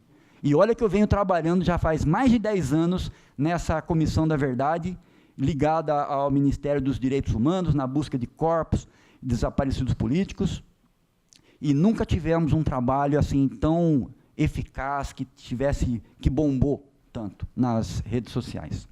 Então era isso, pessoal.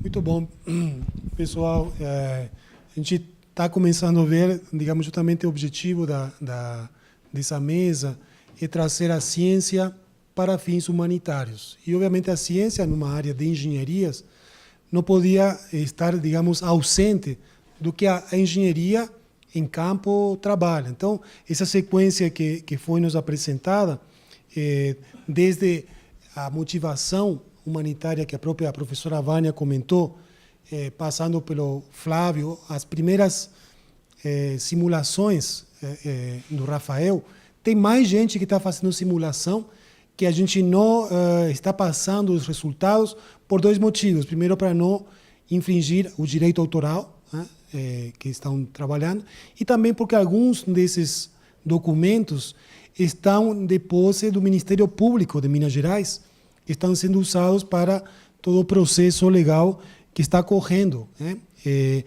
Até ontem eram 130 corpos que ainda não tinham sido identificados. Então, eu queria chamar, para completar essa mesa, com comentários sobre engenharia em si, e o caso de Brumadinho, ao engenheiro Cássio Carmo, que está aqui presente.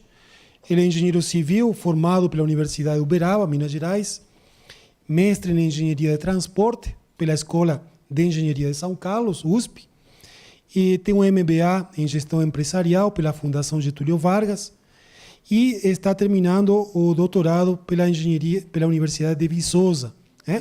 A previsão é 2019. Temos um novo doutorando defendendo. Engenheiro técnico comercial da empresa Wesker Limitada, desde 2006. Trabalha com geossintéticos, e com atuação em todo o continente sul-americano, e responsável pela pavimentação também dessas obras. Inclusive, o Cássio me comentou agora que ele trabalha com uma ex-aluna aqui da engenharia ambiental da escola, ele vai comentar isso, também temos notícia. Obrigado, Cássio, pela sua presença, por participar dessa mesa. Obrigado. Obrigado, professor. Primeiramente, eu queria agradecer.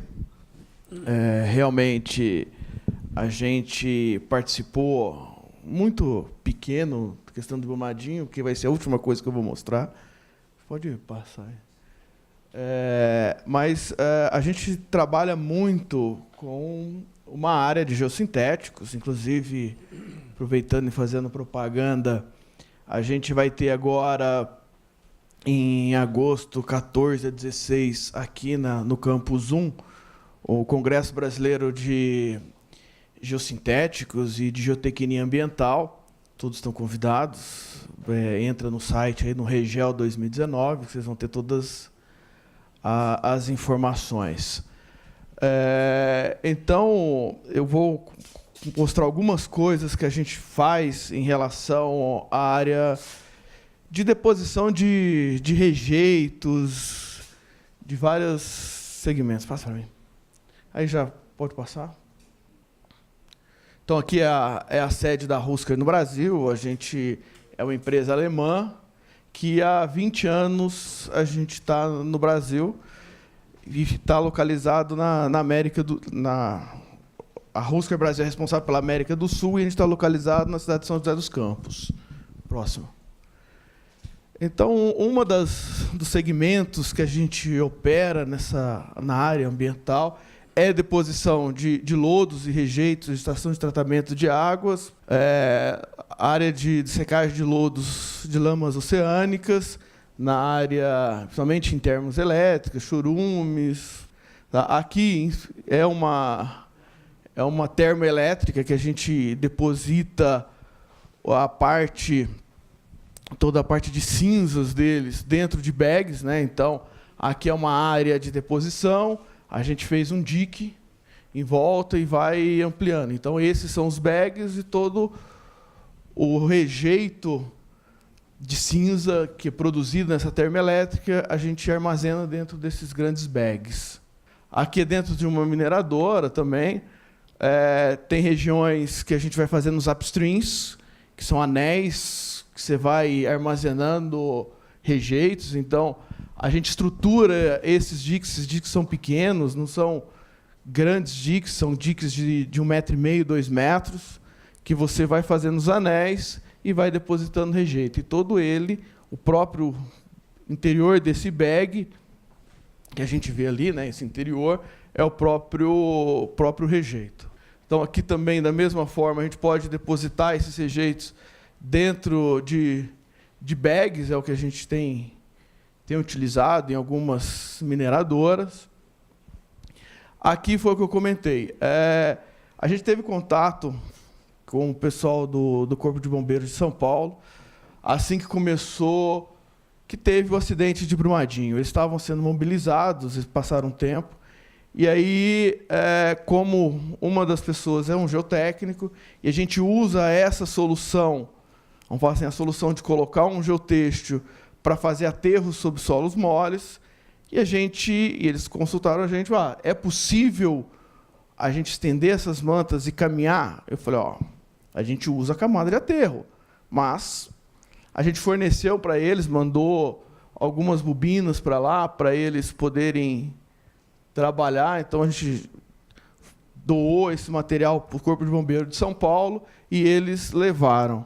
Aqui é um vídeo, aqui a gente vê exatamente a manta, eles andando totalmente mole. Então, aí a gente vê o pessoal estendendo, lógico que essas mantas são 5 metros de largura, mas eles cortaram para ficar mantas para eles poderem andar.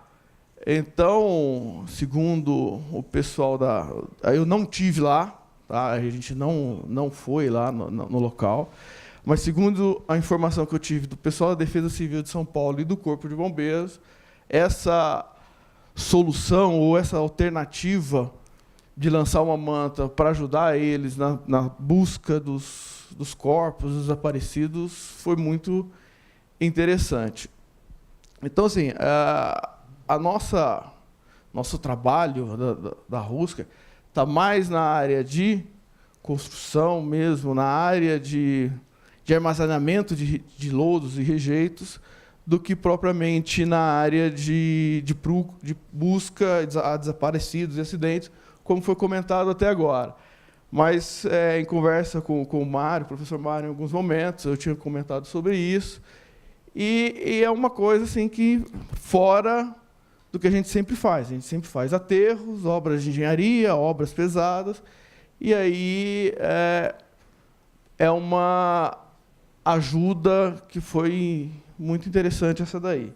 Então, assim, eu não tenho muita coisa para comentar, então é isso que eu queria apresentar para vocês. A gente na Husker tem algumas mídias sociais que tem vídeos, fotos de várias situações ambientais, tecnologias, tá? Então é isso que eu queria mostrar para vocês. Ok? Obrigado, Cássio. A gente vai, então, vamos sentar aqui, Jorge. E eu acho que, não sei se a Vânia também está presente, Bruno. A gente abre essa mesa redonda, uma mesa de diálogo, né? nós estamos na síntese e frente à comunidade, frente à academia. O que eu posso sintetizar tomando nota é que o lado humano se movimentou antes que o lado tecnológico. Nós tivemos aqui depoimentos, corpos de bombeiros de diferentes partes do Brasil, corpos de bombeiros de resgate de outros países, as pessoas querendo ajudar a comunidade em si, e a academia respondeu, assim como também as empresas privadas. Então, é interessante ver isso. Eu vou colocar um pouquinho rápido a minha passagem. Eu sou bombeiro voluntário do Corpo da Defesa Civil de São Carlos, membro, e eu nunca pensei na minha vida de me tornar isso. Um dia o Defesa Civil me convidou e eu comecei a trabalhar de forma voluntária, e até hoje, depois o governo do Estado de São Paulo também, na passagem no CEMADEM, e aí a gente começa a ver o seguinte, eu não vou contar minha história aqui, não quero emocionar ninguém, mas assim, quando eu comecei a ver que o que eu fazia também podia ser usado para salvar vidas, nem que seja na prevenção, trabalho na parte de enchentes, por exemplo, como prevenir uma enchente. A parte mais importante numa enchente, numa enxurrada, não é quanto de vazão passa, não é quanto de sedimento tem, é quanto tempo antes você pode mandar esse alerta. A questão de minutos salva uma vida, de segundos às vezes. Então, aqui o que nós temos é isso, e o objetivo dessa mesa é justamente trazer a parte humanitária de cada pesquisador, de cada profissional, colocar isso na mesa e dizer, olha, o 1% que nós tínhamos de chance, nós apostamos a ele, e isso foi um grande diferencial, que o professor Porsani colocou. O engenheiro Cássio mandando, olha, nós usamos isso para controle de taludes, de aterro, mas nós usamos isso para facilitar a ação dos bombeiros, que não conseguiam nem chegar no local onde possivelmente tinha vítimas, porque eles faziam um passo e ficavam enlamados, ficavam soterrados, com perigo deles perderem a vida. Então, essa é a questão que a gente trouxe nessa mesa redonda, chacoalhar o lado humanitário que temos, todos aqui, independente da área, e é o que a gente abre agora para essa discussão, para esse diálogo, para essas perguntas, de qualquer tipo, abertas, fechadas, para qualquer um dos que estão aqui presentes. Professora Vânia, de novo, a nossa chefa, representante de um grupo Ciência por Brumadinho, professor Jorge Porsani e o engenheiro Cássio. Tudo bem? Então, por favor, se manifeste, levante a mão, se identifique, porque isso está sendo gravado. Obrigado. Bom dia a todos. Meu nome é Lucas. A minha questão sou doutorando do programa de hidráulica e saneamento, né? Minha pergunta não é direcionada para ninguém, a quem conseguir responder, souber responder. Eu gostaria que vocês discorressem um pouco sobre as limitações ou sobre a ineficiência ou eficiência, por exemplo, do uso de rastreamento, por exemplo, dos objetos eletrônicos, como celulares, tablets, essas coisas. Obviamente, pela lama, eles pararam de funcionar, foram soterrados. Mas sobre, por exemplo, até quando foi possível obter informações da movimentação desses aparelhos, se isso ajudou ou não, ajuda ou não nas buscas pelos corpos? Muito bom, Lucas. Eu acho que vou passar a palavra primeiro para a Vânia, que pode ter alguma informação sobre ciência cidadã por Brumadinho, tá? Entendeu a pergunta, Vânia? Entendi, sim. O principal problema, na verdade, foi... O principal problema, na verdade, foi que lá não pega sinal. Então, não adianta ter informação de, olha, onde que estava a última localização, né? Às vezes nem telefone eles conseguem ter lá na área mesmo, não tem as informações de sinal de celular. Então, aí a gente perdeu isso. Então, essa pergunta procede, mas esse caso especial foi muito atípico, porque nem sinal de celular tinha. Em outros desastres, tanto no Brasil como no exterior, a primeira coisa que é usado, é muito boa, é a questão da triangulação de telefonia celular. Então, as companhias abrem seus registros que, por uma questão de privacidade e por lei, eles são salvaguardados como sigilo bancário, é um sigilo digital. E nesse caso, eu me lembro, as empresas se dispuseram a abrir, só que elas não encontravam informação relevante, dada a sombra das torres estarem muito longe, certo? Além disso, acho que tem outro ponto que, por exemplo, ainda que não pegava sinal, até tinha, mas não era tão bom assim, tinham poucas torres, né? Pelo menos relacionado aos funcionários da Vale, eles estavam na hora de almoço, então não dá para confiar que eles estavam com o celular com eles ou naquele momento, né? Então, aí acabou atrapalhando muito essa parte de pesquisa. Nós temos as informações da última localização do celular, que já foi até nos passado, mas não se garante que essas informações estariam corretas. Meu nome é Eduardo, eu sou aqui do programa de hidráulica e saneamento também. Eu tenho uma pergunta para o professor Jorge, ou talvez esqueci o nome da empresa ali, talvez ele também saiba responder.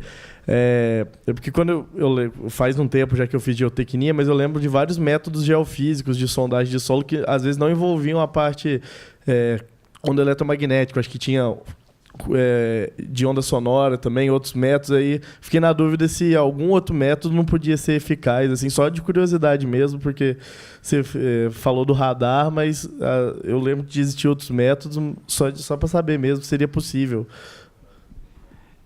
Tem muitos métodos geofísicos, mas para essa situação eu vejo dois métodos que poderiam ser usados, que foi o GPR e a magnetometria.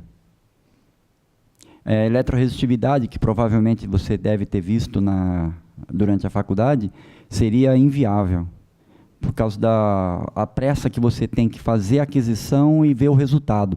Tem que ser um levantamento quase que expedito, você tem que ver o resultado na hora, em tempo real. Não tem tempo para processar o dado e voltar na área.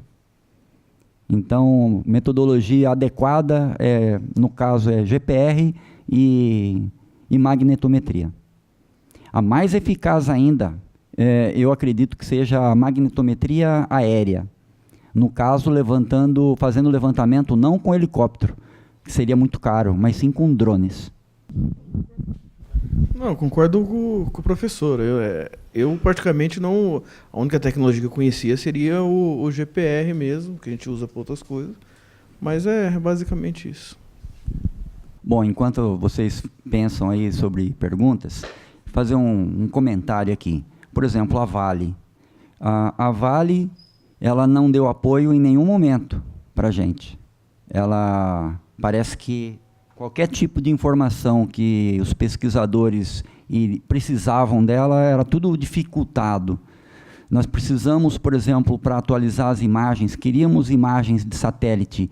Antes está disponível no Google, mas depois da tragédia, você não tem para fazer o mapeamento de como que a lama invadiu todas as áreas.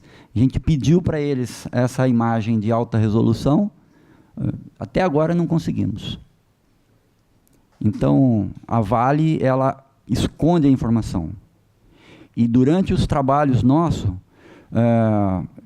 para andar na mina, a produção de minério não parou. Cruzava com caminhões, como é que eles chamavam aqueles caminhões? Um caminhão fora de estrada. Bom, o nome está dizendo tudo, né? O caminhão ele tinha quase 10 metros de largura. Era fora de estrada. Quando via um caminhão, você tinha que encostar o teu carro, porque o caminhão ocupava quase toda a estrada. E ele tem muito ponto cego, então tem muita gente que morre porque o motorista lá não enxerga, não vê. E constantemente um caminhão desse cheio de minério, andando para todo lado. Então a produção não para. Agora uma coisa que, para a gente pensar, refletir. A Vale é dona de um capital da ordem de 450 bilhões de dólares. Aí você pensa no órgão ambiental, o IBAMA. A tragédia ambiental que nós tivemos ali vai durar mais de 100 anos e não vai recuperar. Aí você vê e pensa o seguinte, qual foi mesmo o valor da multa do IBAMA? Vocês se lembram? 200, 300 milhões de reais. Isso aí, a Vale perdeu 70 bilhões numa virada de uma noite para o dia seguinte. 70 bilhões ela perdeu só nas ações. E o Brasil vai lá e cobra uma multa de 300 milhões. Isso aí não é nem dinheiro de café. Acho que vai conseguir recuperar o meio ambiente com 300 milhões? Bom, a gente sabe os caminhos tortuosos que temos no Brasil, que o dinheiro, se chegasse 70 bilhões na origem, quando chegava na posição fim para cuidar do meio ambiente, deveria ter na faixa de alguns milhares de reais, porque iriam se perdendo pelo meio do caminho, né? E aí cobra-se um valor desse irrisório, 300 milhões. Então tem coisas que a gente, cara, não consigo entender como que aplica-se uma multa da ordem de milhões se eles têm um patrimônio da ordem de 450 bilhões de dólares.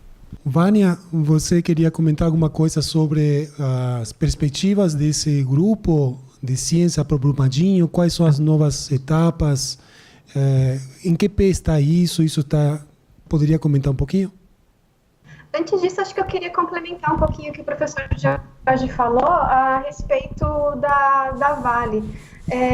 Como eu falei no início, eu estava meio ruim o áudio, não sei se vocês conseguiram entender, mas a rede começou, na verdade, pela rede de startups, onde que até o Rafael foi contatado por essa rede aí. E essa rede foi uma iniciativa da Vale, tá? Então, a princípio, era uma rede que parecia assim, olha, a Vale está tentando ajudar, mas ela não passava nenhuma informação depois. Todas as informações que a gente pedia, ela não era retornado. Eu não sei se foi um tiro que saiu pela culatra, foi isso que me motivou a entrar em contato com o Corpo de Bombeiros depois, e foi aí que a rede foi criada e tal. Mas a não passagem de informação da Vale, segundo eles, porque eles estavam caos, que não conseguiam passar nada, foi o que motivou a entrar em contato com o Corpo de Bombeiros depois. Então, eu não sei se eu acho que eu tenho esse mesmo sentimento que o professor Jorge agora, tá? Dele estar tentando esconder, ou talvez até de ter uma aparente de ajuda, mas não sei se essa ajuda é realmente sincera ou não. Um outro ponto que eu gostaria de comentar, que foi quando o professor Jorge também estava falando, é sobre a questão de não conseguir fazer. No início, acho que quando eu coloquei a pergunta e fui mandando por e-mails, eu recebi algumas mensagens dizendo, olha, isso é impossível realizar, não vai dar certo. E foram várias mensagens falando, isso não vai dar certo. E eu acho que deu tão certo, assim, embora a gente não tenha encontrado ainda a gente não tenha nenhuma solução pronta, mas só a mobilização desses pesquisadores por si só. Tem literalmente, tem gente de norte a sul do Brasil, tem gente do Rio Grande do Sul, tem gente aqui de São Paulo, aqui do Rio, de Minas, tem bastante gente de Manaus, de Belém, de Natal. Então, tem tanta gente de norte a sul do Brasil movidos para tentar achar uma solução que mesmo que a gente não encontre, definir essa agenda e definir essa preocupação, isso só já tenha dado certo. Eu acho que o público aí de estudantes, né, ainda de mestrado e de doutorado, eu acho que... outra coisa que eu acho que vale a pena mencionar é que eu sou recém-doutora também. Então, eu falo assim, chefe, para mim a pessoa está estranho, porque foi uma iniciativa que foi agregando muita gente e eu fui coordenando. Então, eu acho que essa experiência... Óbvio que a experiência ajuda muito, mas eu acho que a iniciativa não precisa de... Não precisa de tanto tempo, né, na academia. Acho que a gente basta ter a coragem e ir mesmo. Agora, respondendo a pergunta do professor Mário quanto às perspectivas, né, do grupo... na verdade, agora eu coordeno dois grupos, né? Esse de pesquisadores de ciência para o Brumadinho, que está trabalhando na localização de corpos. Nós temos aí 5 frentes trabalhando com, acho que 4 algoritmos diferentes, e uma frente que está trabalhando com a localização de desaparecidos. Ainda reforçando o que o professor Jorge falou, esse número estimado de pessoas desaparecidas é apenas estimado, pode ser que tenha muito mais. Então, uma dessas frentes é tentar saber exatamente quem são essas pessoas e qual é o número correto de desaparecidos. Pode ser ter casos, por exemplo, que uma família inteira tenha sido soterrada e ninguém foi reclamar o corpo. Então, a gente não tem esses dados. Tá? Então, essa é uma frente que a gente está reunindo algumas informações para trabalhar. Agora, tem várias abordagens, o Rafael mostrou uma dele, que ele está trabalhando, então tem abordagens envolvendo visão computacional, abordagens envolvendo fluido da lama, alguma coisa assim, que eu não consigo explicar direito, que não é minha área, tá? Mas fazendo pesquisas para tentar predizer a localização desses corpos, tá? Uma dificuldade é que a busca, é difícil fazer a busca na lama, então é possível que essas buscas aconteçam no período de estiagem, que é julho, agosto, mais ou menos, em que a lama esteja mais dura. Então a gente está trabalhando aí para que, com esses algoritmos, para essa época de estiagem, ajudar a prever, né, onde estaria melhor a localização de corpos. Acho que pela palestra aí do professor Jorge, acho que até as abordagens dele facilitariam nesse sentido aí, tá? Esse, então, aqui é o foco do Ciência por Brumadinho, né? A localização de corpos e a identificação dos desaparecidos. Mas o foco do outro grupo, que é de tecnologia, é tentar depois também montar uma rede para prevenir que esse tipo de acidentes aconteçam, oferecer outras soluções de apoio, não só na localização, mas, por exemplo, relacionada à psicologia, doação de alimento, a doação de itens necessários para as pessoas. Bom dia, meu nome é Mariana, eu sou doutoranda do Departamento de Hidráulica e Saneamento. Eu gostaria de saber, todo mundo fala, né, que Brumadinho foi uma tragédia anunciada, e assim como o que ocorreu em Brumadinho, a gente sabe que tem muitas instalações aqui no Brasil que estão sob o mesmo risco. E todo mundo está falando sobre medidas mitigadoras, medidas preventivas, e eu gostaria de saber, na opinião de vocês, quais seriam as mais eficazes. Gostaria de saber também quais são os resultados preliminares que a Vânia já tem, né, em relação a essas buscas, ou seja, quantas pessoas, quantas vítimas foram encontradas. E eu gostaria de saber também se vocês estão pensando em elaborar um protocolo, né, de ação, já pensando nessas possíveis catástrofes aí que podem ocorrer. Muito bom. Então, a gente são 3 perguntas, pelo menos que eu acompanhei. A primeira parte, as medidas mitigadoras seriam divididas em 3. Aquelas que são mais de prevenção, antes da ocorrência. Aí você tem todos os programas de evacuação e emergência para rompimento de barragens, que tem protocolos já bastante definidos, que muitas vezes se podem reutilizar para rompimento de minas, de minério. Então, há todo um protocolo aí, ligado a sistemas de alertas antecipado, com toda a rede de monitoramento. Então, isso é todo um trabalho assim que é o que a Vânia colocou. Depois tem a parte de atendimento na ocorrência ou quase na iminência do desastre, ou logo após, bem fresco o desastre, que tem todo o trabalho dos bombeiros, defesa civil, etc. Aí tem várias tecnologias que podem ser adequadas, porque quanto mais tempo passa, a probabilidade de encontrar uma pessoa com vida diminui muito rápido. Então, são várias tecnologias. E aquelas de recuperação e reconstrução. Então, essa primeira pergunta é muito vasta. Então, a gente vai começar a responder, digamos assim, por partes, e depois chegar à questão do número de pessoas que já se sabem, que já foram encontradas. Então, eu vou passar essa resposta para cada um dos palestrantes, ajudar um pouco a dar exemplos de quais medidas poderiam ser, mas obviamente é uma pergunta muito vasta, muito ampla, que em uma resposta só não poderemos atender, tá bom? Eu vou passar sem ordem, passo primeiro ao engenheiro, depois ao professor. Bom, eu acho que antes de pensar em mitigação de problemas, a gente tem que pensar em ter protocolos mais rígidos para não acontecer o desastre. Tá? A gente vê assim, que quando há um acidente aéreo, a preocupação é muito grande, o que aconteceu, e vamos melhorar os controles ou melhorar as aeronaves. Eu acho que essas estruturas a gente teria que pensar da mesma maneira. O que fazer para melhorar o monitoramento, ter um controle maior, que esse controle seja aberto, não fique fechado dentro da empresa, porque pelo que a gente tem visto no noticiário, do modo geral de Brumadinho, existem falhas de monitoramento, como foi comentado, era uma catástrofe anunciada.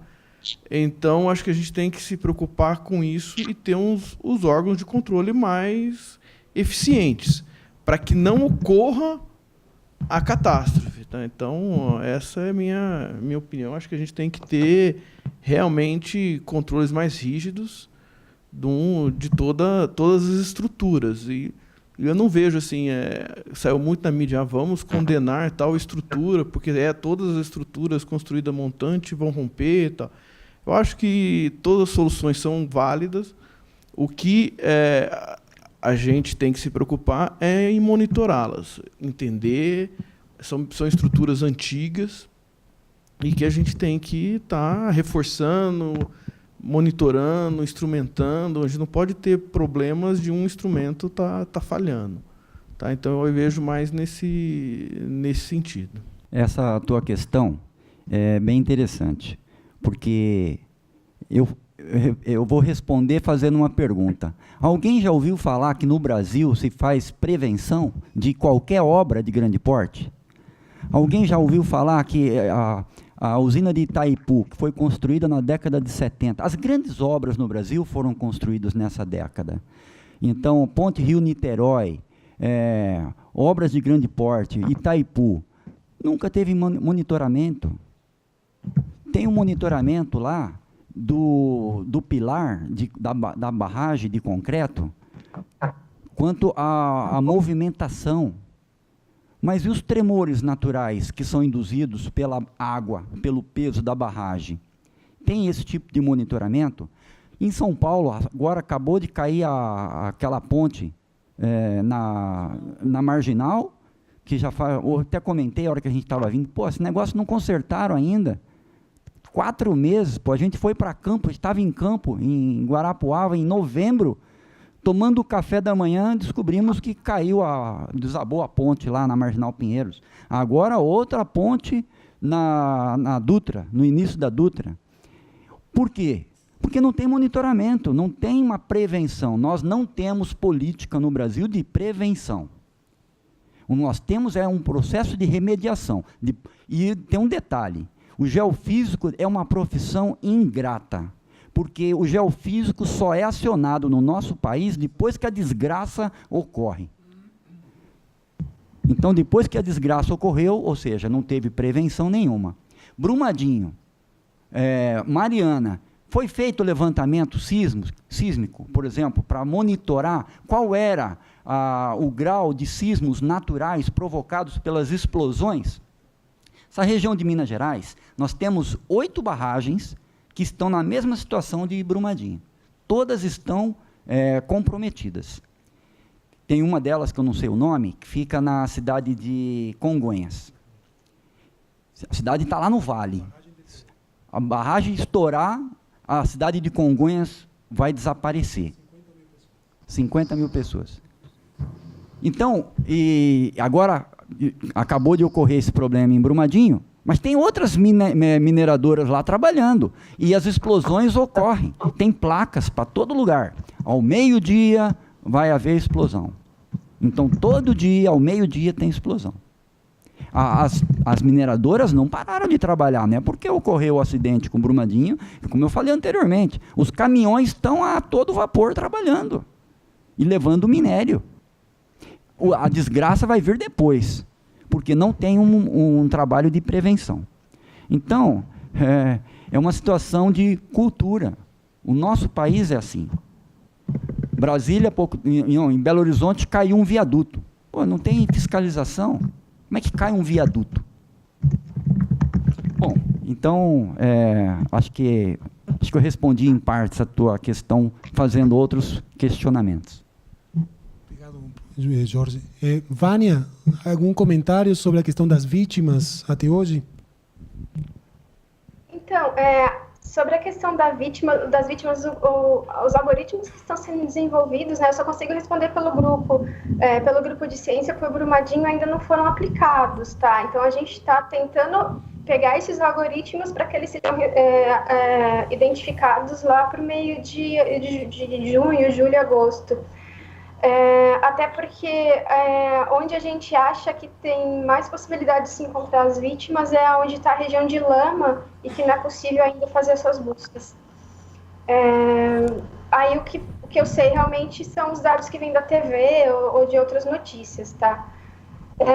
Quanto à questão de prevenção, que ela tinha perguntado, eu consigo responder pela minha área, que é de engenharia de software, tá? Então, tem algumas técnicas, eu acho que em algumas entrevistas eu cheguei a responder que tem algumas técnicas de, por exemplo, de comunicação de serviços, para aplicar, né, interoperabilidade do serviço de segurança, de ver isso aqui, que poderiam ter sido aplicadas, que já estão sendo desenvolvidas na indústria, aliás, desculpa, que já têm sido desenvolvidas na academia, mas que não sei por que razão não têm sido aplicadas na indústria, tá? Acho que é isso. Muito bom. Bom, estamos chegando quase ao final já. Alguma pergunta? Se caso, vamos fazer assim, se caso houver perguntas, claro, temos muitas perguntas, o tema é humanitário, com certeza temos perguntas. A gente, através dos representantes discentes da comissão organizadora, temos o Felipe, o Bruno, o César, que estão trabalhando. Podem, por favor, juntar essas perguntas e a gente faz chegar aos palestrantes. Na realidade, a gente não vai fechar. Eu queria dar uma reflexão, que é uma frase que sempre marca e talvez não todos temos ela presente. O primeiro diretor da Escola de Engenharia de São Carlos, o professor Teodoreto de Arruda Souto, estamos falando de uma instituição que esse ano já faz 66 anos de criada. A Escola de Engenharia de São Carlos, esse ano vai fazer 66 anos. Ele acunhou uma frase, que é a frase que está escrita em vários cantos dessa casa, que fala assim: nesta casa se procura a verdade científica e a técnica de adaptação das energias da natureza a serviço da humanidade. Então, essa frase resume a essência da vocação da Escola de Engenharia, que na realidade é uma vocação interdisciplinar e é uma vocação humanitária. Ou seja, a engenharia, na sua visão, trabalhando com outras ciências, trabalhando em prol da humanidade. E essa situação, essa desgraça que hoje nos reúne, chamada Brumadinho, que sirva justamente para tornar ou promover, chacoalhar por uma geração e uma cultura, como foi colocado aqui, promovendo a prevenção com protocolos muito mais rígidos, ligados a obras, ligados ao dia a dia, onde qualquer informação, hoje num século onde Big Data, Machine Learning, inteligência artificial, são as palavras que cada vez mais ecoam no nosso dia a dia e nos nossos celulares, todo mundo tem celular. Na época de Itaipu, ninguém tinha celular. Não tinha informação que voava como voa hoje. Não tínhamos como fazer Skype, 30 anos atrás. Então, estamos numa véspera, num século onde muita transformação ainda vai ocorrer. Mas uma delas é a transformação da prevenção. E as esperanças estão nessa geração de novos profissionais, pesquisadores de várias áreas do conhecimento, trabalhando de forma interdisciplinar. Essa mesa aqui surgiu depois desse trabalho com Brumadinho.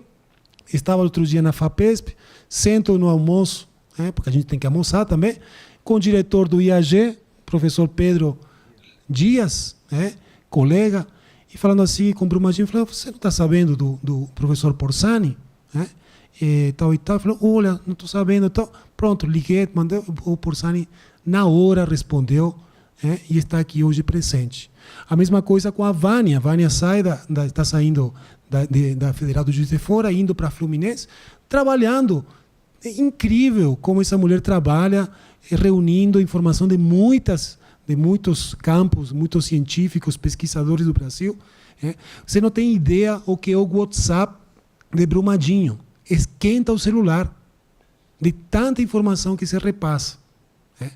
Então, para aí, para vocês vejam como está andando. Outro dia, no futebol de nossos filhos, conversando com o Cássio, falei, Cássio, você está fazendo é muito bom para discutir numa plateia de jovens pesquisadores. É assim que também se faz interdisciplinaridade, no diálogo, na aproximação, no debate, no contraponto. É assim que se cresce.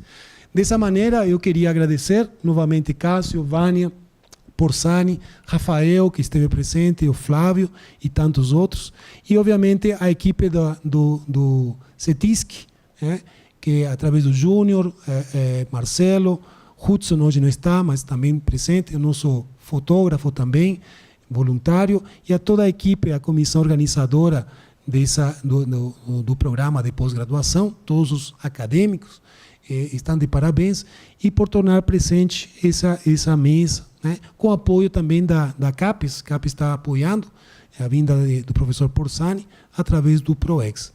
A todos, muito obrigado, e eu desejo a todos um bom dia e um aplauso pela realização desse evento. Muito obrigado a todos.